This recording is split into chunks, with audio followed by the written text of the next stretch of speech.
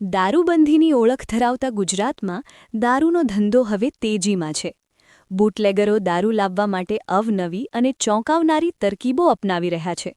પણ આજે હિંમતનગર એ ડિવિઝન પોલીસે જે ઇકો ગાડી પકડી તે જોઈને તમને પણ લાગશે કે હવે બુટલેગરો જાણે એન્જિનિયર બની ગયા છે.